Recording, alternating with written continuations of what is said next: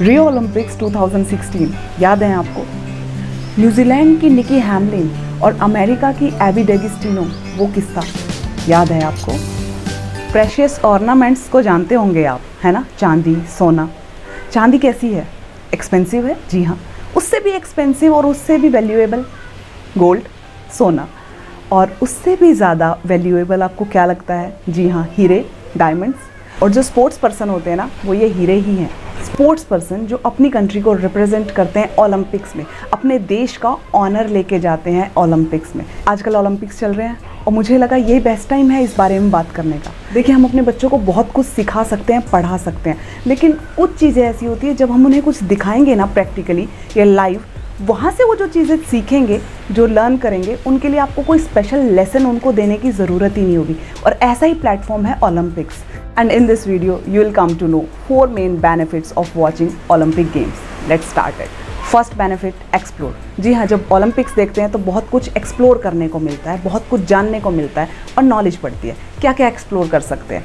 बहुत सारे कंट्रीज़ हैं जो पार्टिसिपेट करते हैं, उन कंट्रीज़ के नेम, उनकी कैपिटल्स, हर कंट्री का एक नेशनल एंथम होता है, हर कंट्री का कल्चर होता है, ये जानने को मिलता है। हमें कौन कौन से गेम पता है? Hockey, cricket, football, lawn tennis, table tennis, badminton, swimming, gymnastics, volleyball, baseball, basketball और भी कुछ एक गेम्स हैं जो हमें पता हैं।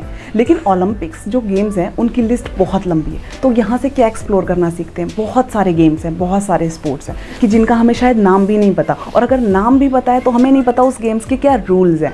और ओलंपिक देखने से एक्सप्लोर तो करते ही हैं, नॉलेज भी बढ़ती है।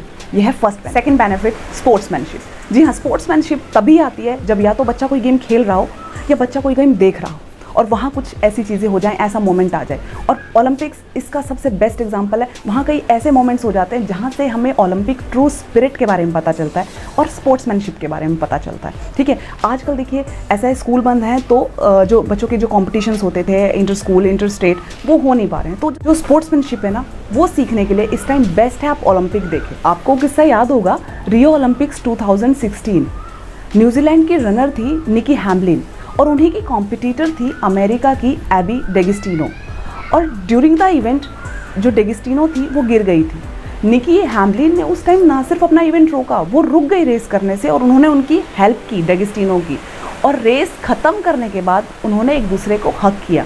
तो ये वो मोमेंट था और ऐसे कई मोमेंट है जो ओलंपिक्स में देखने को मिलते हैं और ओलंपिक की ट्रू स्पिरिट को बताते हैं। और यहाँ से आपके बच्चे क्या सीखते हैं? स्पोर्ट्समैनशिप, हेल्दी स्पोर्ट्समैनशिप, जो बहुत ज़रूरी है कि आप जब कॉम्पीट कर रहे हो तो आप कॉम्पिटिटर्स हो, लेकिन इवेंट ख़त्म होने के बाद, वो गेम ख़त्म होने के बाद आपके मन में कोई ग्रजेस नहीं है, आप कोई भी ग्रजेस लेकर उस रिंग से, उस मैदान से लौट नहीं रहे हो। ये है ट्रू स्पोर्ट्समैनशिप जो आपको अपने बच्चों को सिखानी है through Olympics. Third benefit, role model. जी हाँ, हर इंसान को अपनी लाइफ में कोई ना कोई रोल मॉडल मिल ही जाता है, या किसी ना किसी को हर बच्चा या कोई भी बड़ा अपना रोल मॉडल बनाता ही है। And the Olympics is full of ambitious and hard working people, ये जानते होंगे आप। तो यहाँ से आपके बच्चे को कोई रोल मॉडल मिल जाए तो कितना अच्छा होगा, नहीं? देखिए क्या होता है, जब हम गेम्स देखते हैं तो कोई ना कोई पर्सन, स्पोर्ट्स पर्सन, चाहे वो किसी भी कंट्री का हो, उसकी टेक्निक्स, उसका गेम हमें इतना पसंद आने लग जाता है कि वो स्पोर्ट्स पर्सन ही हमें पसंद आने लग जाता है ना? सो ऐसे में हम क्यूरियस हो जाते हैं कि इसका लाइफस्टाइल कैसा होगा, ये क्या डाइट लेता होगा, ये इस गेम में कैसे आया, या इसका क्या इंटरेस्ट है।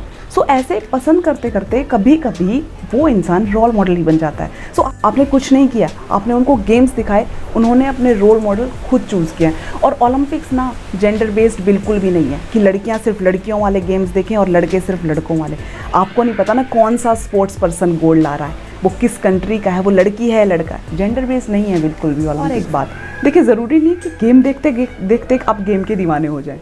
कई बार हमें कमेंट्री भी पसंद आती है और आजकल के बच्चों को कमेंट्री करना बहुत अच्छे से आता है। सो यू नेवर नो कि कमेंट्री करते करते आपके घर से ही कोई अंजुम चोपड़ा या मार्टिन टेलर निकल आए।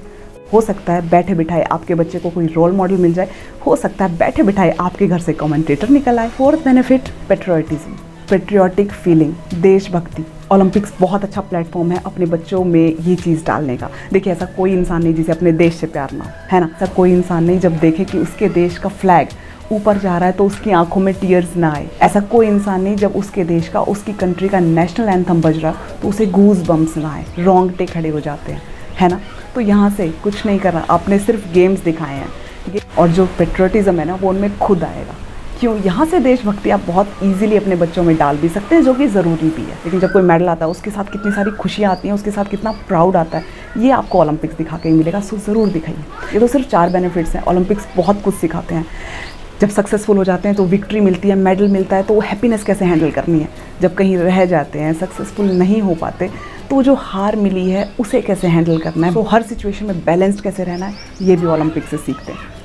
और आपकी बेटे बेटी दोनों को हक है स्पोर्ट्स पर्सन बनने का। दोनों को इक्वली सपोर्ट कीजिए। Keep watching Olympic. अपने लिए, अपने बच्चों के लिए और लाइफ में कुछ चेंज लाने के लिए ज़रूर देखिए ओलंपिक्स।